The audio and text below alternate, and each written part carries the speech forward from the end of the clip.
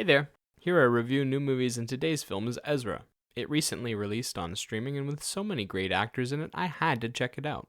Ezra is a dramatic comedy about a comedian named Max and his autistic son, Ezra.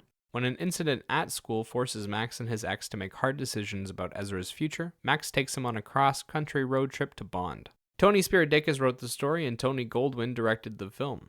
Bobby Cannavale stars as Max, William A. Fitzgerald plays Ezra, and Rose Byrne plays Ezra's mother, Jenna. The film also features a number of prominent actors in side roles such as Robert De Niro, Rainn Wilson, Whoopi Goldberg, and Vera Farmiga.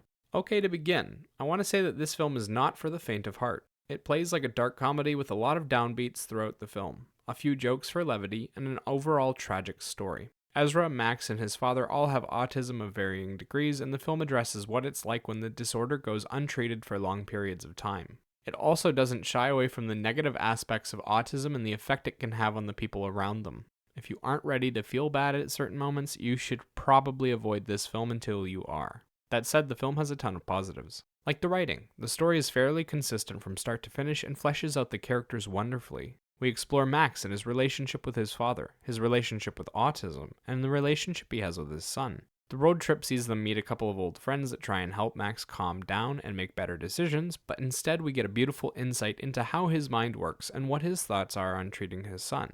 Through the journey, Max learns to accept Ezra and himself for who they are, and while he doesn't get the happiest ending, he does learn quite a few valuable lessons on the trip. The story is filled to the brim with drama, just enough humor to keep it from being depressing, and great conversations. It ends up being a fairly exciting affair with lots going on and a solid pace. The cast does a fantastic job with their roles, too. Most of the people you see are normal people interacting with Max on his trip. They show him a lot of compassion, despite his seemingly insane actions, and we get some amazing moments between Cannavale and the other actors. Wilson, Farmiga, and De Niro all got to have great conversations with him where they let loose and flood the screen with emotion. They all did a fantastic job with their short tenures, and they're not the only ones. The general cast was insanely good. On top of that, you have great performances from the leads, especially Bobby Cannavale and William A. Fitzgerald. Rose Byrne also does a wonderful job as the worried mother stuck between a rock and a hard place, but she gets less screen time than the other two. She gets to do a couple of big outbursts and conversations and nails those emotions in those scenes. You could feel her exhaustion and anguish with the situation. Bobby Cannavale as Max is playing an undiagnosed autistic man who wants his son to be normal. He tries desperately to get through to his son and work on his issues, but makes a lot of mistakes while trying to be a good parent. Cannavale gives a couple of heartbreaking speeches in this film and does a beautiful job of the emotional journey. He also had great chemistry with the rest of the cast. He fit in so easily with De Niro, Byrne, Fitzgerald, Wilson, and Farmiga. William A. Fitzgerald as Ezra has the difficult task of showing the audience what it's like to live with an extreme disorder like this. He has numerous outbursts and plays out a lot of sensory overload.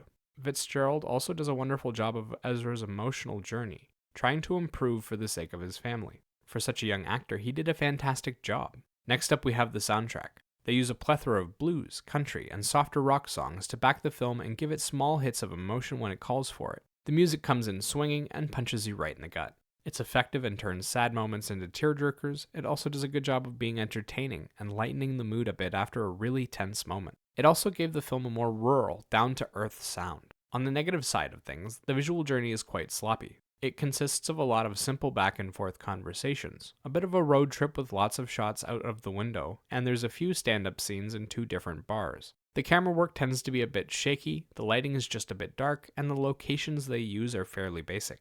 There also isn't a lot going on in the standout visuals department. They just never put the effort in to make things look really crisp or well thought out. They do capture some good emotions from time to time, but there's a lot of wasted screen time. Personally, I really enjoyed the story, the cast's performances, and the soundtrack. I think the story did a great job of exploring what it's like to be the parent of an autistic child and how to come to terms with medicating them. I wish they had done a better job with the visual journey, but I really didn't need them to in order to enjoy the film. As for a rating, I'd give this one a 7 out of 10. Remember, these are just my thoughts on the film. Let me know what you think in the comments below. Bye-bye.